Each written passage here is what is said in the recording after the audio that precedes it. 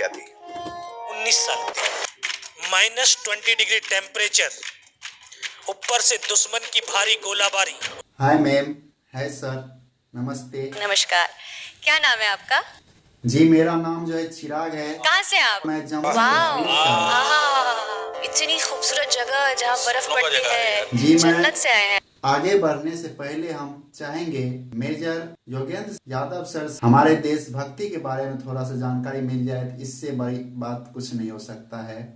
हम चाहेंगे सर आप थोड़ा सा इंटरव्यू ले लीजिए ताकि हमारे कारगिल युद्ध में जो है किस तरह से हमारे देश को बचाया गया था, किस तरह से हमारे सेना ने अपना शहादत दिया और किस तरह से हमारे देश के नौजवानों को बचाया गया।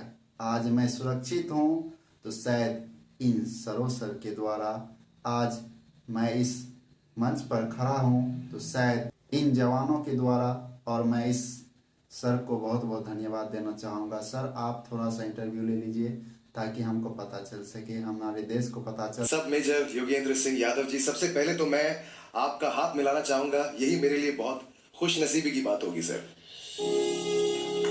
वाह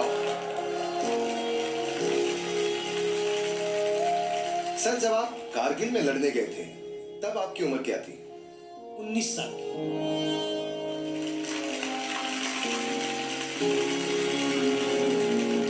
हमारी बटालियन 18 ग्रेनेडियर्स को 10 मई को आदेश मिला था कि आपको द्रास सेक्टर जाना है। और उस पहाड़ी पर हमने 22 दिन तक युद्ध लड़ा और उस 22 दिन के दौरान हमारे 2 ऑफिसर, 2 जूनियर कमीशन ऑफिसर और 21 जवानों ने शहादत दी। तब जाकर के 12 जून 1999 को हिंदुस्तान की सेना ने पहली सफलता के रूप में वो तोलोलिंग टॉप पुनः प्राप्त की।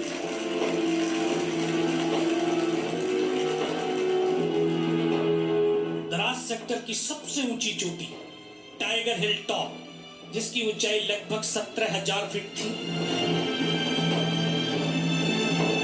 जिस पर बर्फ ही बर्फ थी। दुश्मन बहुत ऊपरी हाट पे बैठा हुआ था। वहां से हमारी तमाम हरकतों को देख सकता था, मूवमेंट को देख सकता था।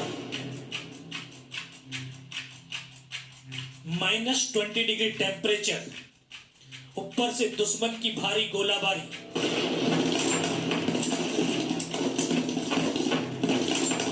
लेकिन इन सब की परवाह किए बिना हिंदुस्तान के ये जवान कंधे से कंधा और कदम से कदम मिला करके उस टाइगर हिल के शिखर की तरफ निडर होकर के, निर्भीक होकर के बढ़ते रहे। और तीसरी रात का वो मंजर तो आज भी मेरी आंखों के सामने ऐसे दरसता है, शायद वो कल की ही तो बात है। जिस तरह से आप खड़े हैं, एक मेरा साथी ऐसे ही खड़ा था। वो बैठ करके हम मेरे यहाँ पे कटा हुआ है जी सर, यहाँ पे फर्स्ट एड करने के लिए उसने अपनी पॉलिथीन को ऐसे दांत से फाड़ने की चेष्टा कर रहा था कि मुझे वो फर्स्ट एड करते हैं। उसको यहाँ पे गोली लगी और इधर से उसके भेजे को निकलता हुआ मैंने देखा है। एक जवान खड़ा होकर के फायर करने लगा तो वहीं पर आरटी का बम गिरा, उसकी यहां से गर्दन कटी और जमीन पर जा गिरी। उसका धड़ 2 कदम तक चला और जा करके नीचे गिर गया।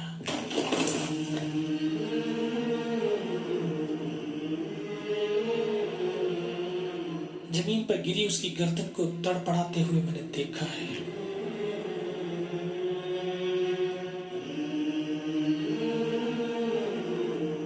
उन्होंने 3 बार गोलियां मारी, रिचेक किया, इनमें से कोई जिंदा तो नहीं है। तो जब वो गोलियां मार रहे थे तो फर्स्ट में मेरे यहाँ पे भी गोली मारी थी, पैर में भी गोली मारी थी। ये बाजू में ये पूरा गोलियों से छलनी है, ऐसे पूरा पैर छलनी है। सर 17 गोलियां खाई हैं आपने अपने शरीर में और उसके बाद आपने टाइगर हिल कैप्चर किया है। 17 बुलेट्स।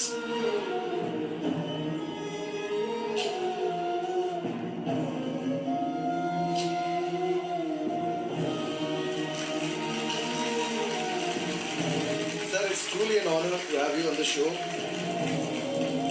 ये लड़का उस सरजमी का है जहां मेरा कर्म क्षेत्र रहा है।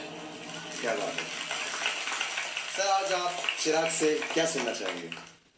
मैं नहीं, हिंदुस्तान की सेना का हर एक सैनिक वो सुनना चाहेगा जो हर एक दिल को छू जाने वाला वो गीत है कि संदेशे आते हैं। क्या बात है जी सर। 6 महीनों से सियाचिन में पोस्टेड हूं। -45 डिग्री में अपने सीने में दहकती देश प्रेम की आग सेक रहा हूं। दिन रात पहाड़ों पर जमी बर्फ देख रहा हूं। सुना है इंसान की आंखें 10 लाख से ज्यादा रंग पहचानती हैं।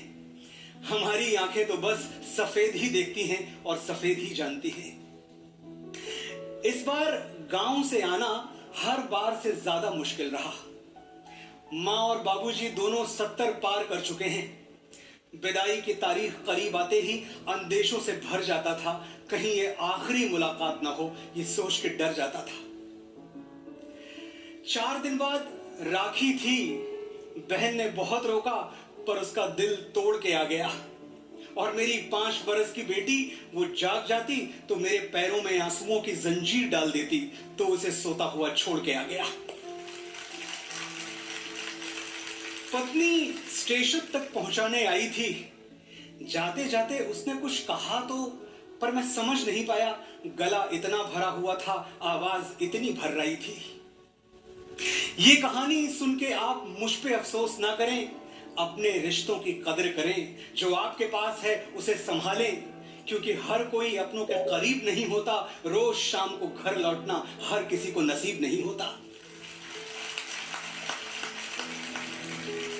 एक भी पल प्यार से खाली न जाने दें। बच्चों के साथ खेलें, बीवी की आंखों में झांक के बताएं कि आप उसे कितना प्यार करते हैं। रोज सुबह माँ के पैर छुएं, रोज शाम की चाय अपनों के साथ पिएं। एक दिन शायद मैं इन्हीं ग्लेशियर्स में दब के मर जाऊंगा, ताकि आप जिए, जी भर के जिए।